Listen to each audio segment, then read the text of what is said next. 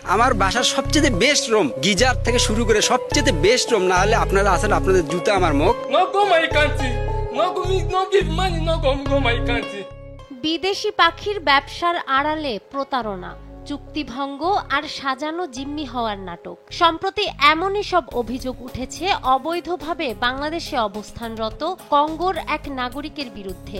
প্রতিশ্রুত পাখি না দেওয়া, লাখ টাকার লেনদেন আর আইনি জটিলতায় ঘটনাটি ঘিরে সৃষ্টি হয়েছে ব্যাপক আলোচনার। সুদূর কঙ্গো থেকে বাংলাদেশে এসেছিলেন ভিটোবলি বোংগেঙ্গে। 2022 সালের নভেম্বরে 1 মাসের ট্যুরিস্ট ভিসায় আসলেও আর দেশে ফেরেননি তিনি। অনলাইনে পরিচয়ের সূত্র ধরে সম্পর্ক গড়ে তোলেন বগুড়ার পাখি ব্যবসায়ী আতিকুর রহমান পলাশের সঙ্গে। এরপর তার বাড়িতে থেকেই বিদেশি পাখির ব্যবসার নামে নানা সময় আর্থিক লেনদেনও করেন তারা। ম্যাক্সিমাম তার মাধ্যমে সে টাকা নিয়ে তার লোকের মাধ্যমে বিভিন্নভাবে সে নিজেই সিস্টেম পাঠায় দেয়। তাদের ঢাকায় লোক আছে, তাদের কাছে দেয়। সে আমার কাছে আসছে এবং আজকে থেকে প্রায় 2-2.5 বছর হচ্ছে, ডেট আছে। 2টা শিপমেন্ট দেয়, কিন্তু কোনোবারে সে ফুল পেমেন্ট দেয় না। প্রথম দফায় $10,000 বিপরীতে 200 পাখির প্রতিশ্রুতি থাকলেও হাতে আসে মাত্র 75টি।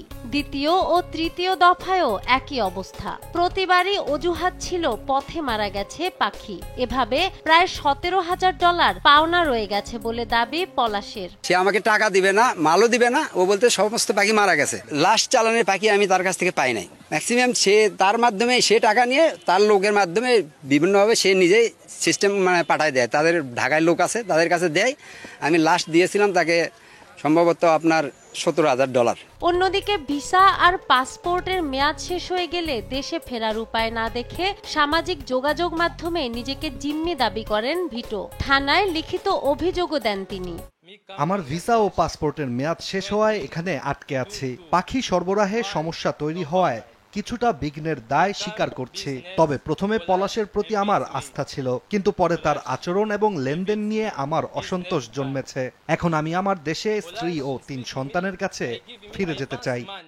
ভিটো স্বাধীনভাবে ঘোরাফেরা করছেন। জিম্মির বিষয়টি বিশ্বাসযোগ্য নয় বলে দাবি এলাকাবাসীর। ও আসার পরে ওর যত কাছে জন্মদিন করেন, ওরকে অনুষ্ঠান বলেন, সবকিছু পলাশ পালন করছে। আমার বাচ্চা কাচ্চা, আমার ছেলে পেলে, আরো পাশের বাড়ি সবাই যায় ওর ওখানে। একটা বিদেশির সাথে আনন্দ এনজয় সবাই করে। আমি 3 বছর হলো এখানে আসছে। আমি পাখির ব্যবসা এখানে করি। এর সঙ্গে করতে করতে মাঝপথে 3 বছর হলে আমাকে আর বাড়ি যাওয়া হচ্ছে না। আমি বাড়ি যেতে পারতেছি না। আমার পাসপোর্ট নাই, আমার পাসপোর্টের ভিসা সব বাতিল হয়ে গেছে। আমি এখন বাড়ি যেতে পারতেছি না। একজন বিদেশি নাগরিকের অবৈধভাবে বাংলাদেশে অবস্থানের তথ্য ছিল না কোনো দপ্তরের কাছে। দুই পক্ষের কাগজপত্র যাচাই বাছাই করে এ বিষয়ে আইনানুগ ব্যবস্থা নেওয়ার আশ্বাস পুলিশের। বিদেশি, বিশেষ করে আফ্রিকান অনেক লোক আমাদের দেশে কাজ করে, বিভিন্ন জায়গাতে প্লেয়ার হিসেবে আছে, ব্যবসা বাণিজ্য করে। তো এই জন্য এই বিষয়টা নিয়ে আমরা অত ঘাড়ি নাই যে সে বৈধভাবে আছে না অবৈধভাবে আছে। এই বিদেশি নাগরিক, কঙ্গোর নাগরিক আসলে সে অবৈধভাবে আছে কিনা, তখনই আমরা জিনিসটা আরো শিওর হব। শিওর হওয়ার পরে তার বিরুদ্ধে যে আইনগত ব্যবস্থা নেওয়ার, বা পলাশ যদি অপরাধ করে থাকে পলাশের বিরুদ্ধে যে আইনগত ব্যবস্থা নেওয়ার দরকার, আমরা সেটা সে সময় নেব। দ্রুত সুষ্ঠু সমাধানের মাধ্যমে ভিটো ফিরে যাক তার দেশে, এমন প্রত্যাশা সংশ্লিষ্টদের। তবে এমন ঘটনার পুনরাবৃত্তি ঠেকাতে বিদেশি নাগরিকদের সঙ্গে ব্যবসায় বাড়তি সতর্কতা নেয়ার তাগিদ দিচ্ছেন তারা।